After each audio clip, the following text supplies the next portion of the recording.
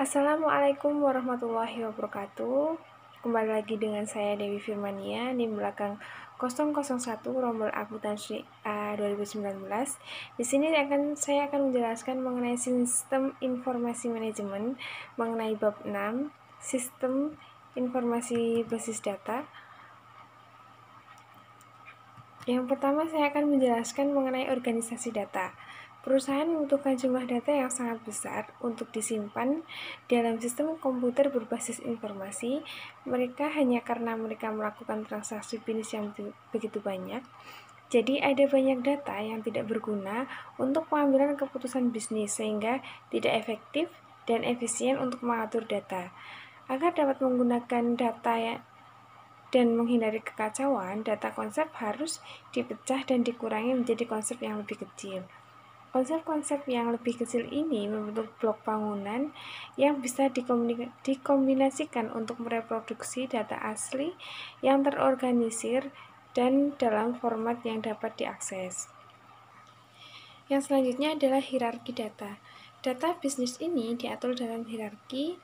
Yang pertama, data field yang bergabung membentuk catatan dan record yang menggabungkan untuk membentuk file database.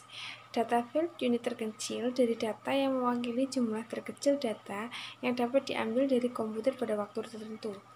Record adalah koleksi dari data field yang saling berrelasi. File kumpulan catatan yang berhubungan seperti file dari semua catatan yang berisi kode program dan bidang judul. Spreadsheet sebagai basis data sederhana. Sebuah tabel baris dan kolom dapat dipresentasikan dalam spreadsheet kolom. Spreadsheet merupakan bidang data, sementara judul kolom berisi nama file. Untuk gambar 6.1 menggambarkan sebuah spreadsheet Excel. Untuk selanjutnya adalah flat files. Flat file adalah tabel yang tidak memiliki kolom berulang. Flat file memberikan urutan konstan bidang data bahwa manajemen memerlukan database. Flat file struktur database relasional memungkinkan dilakukan normalisasi. Normalisasi adalah proses formal untuk menghilangkan bidang berlebih data sementara menjaga kemampuan database untuk menambah, memodifikasi, dan menghapus catatan tanpa menyebabkan kesalahan. Yang selanjutnya adalah file kunci. Tabel 6.3 menggambarkan nilai-nilai dalam tabel buku dan menggambarkan konsep kunci. Kunci dalam tabel adalah file atau kombinasi file yang berisi nilai yang unik, mengidentifikasi setiap record dalam tabel. Single file sering berfungsi sebagai kunci untuk sebuah tabel. Membedakan antara 2 atau 3 baris tidak cukup, nilai-nilai kunci harus unik untuk seluruh tabel.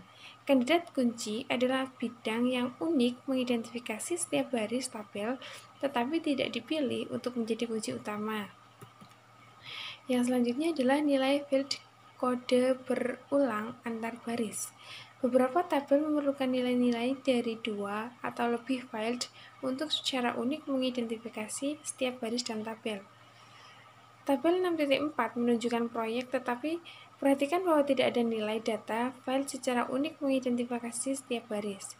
Nilai field kode berulang baris, nilai gabung dalam kode dan nomor file bagaimanapun membentuk nilai unik.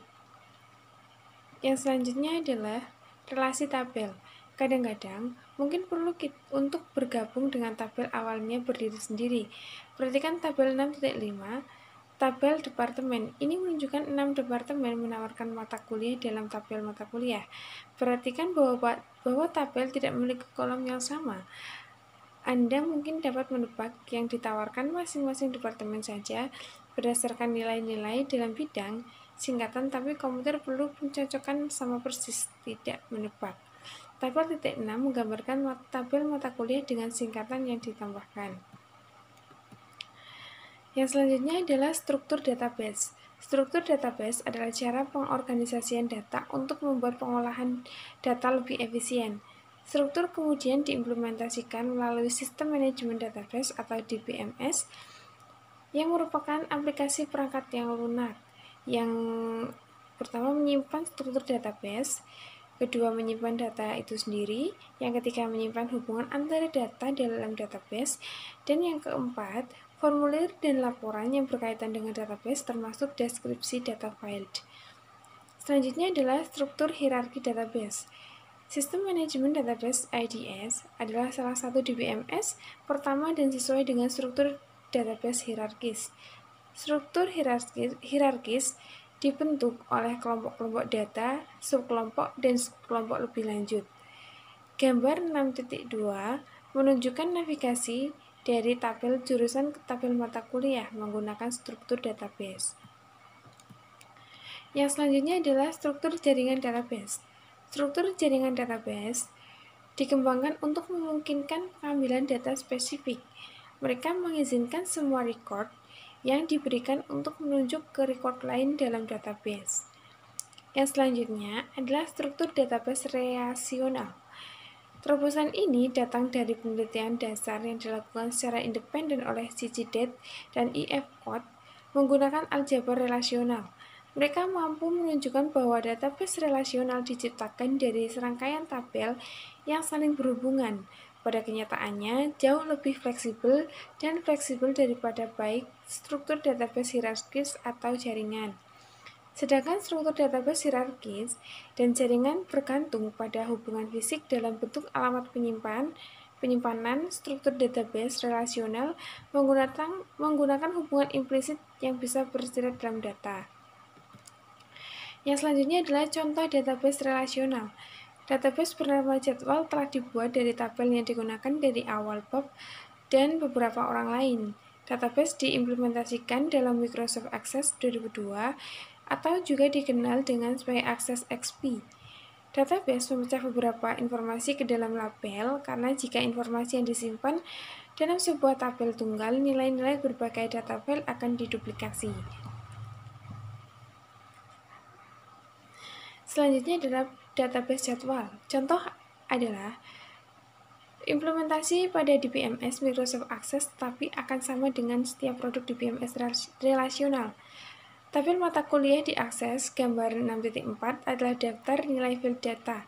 Tabel itu sendiri harus didefinisikan dalam akses sebelum nilai-nilai dimasukkan ke dalam file data. Gambar 6.5 memperlihatkan definisi kolom kode. Gambar 6.6 menggambarkan bahwa nilai-nilai field singkatan dilihat dari daftar nilai dalam tabel jurusan. Tabel 6.7 menunjukkan tabel tunggal dari mata kuliah dan field jurusan sebelum mereka dipisahkan ke dalam tabel yang berbeda. Yang selanjutnya adalah konsep database. Integrasi logis dari record di beberapa lokasi fisik disebut konsep database. Dua tujuan utama dari konsep database adalah untuk mengurangi redundansi data dan mencapai independensi data.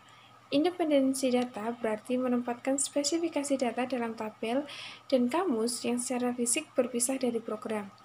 Kamus data mengacu pada definisi data yang tersimpan dalam database dan dikendalikan oleh DBMS.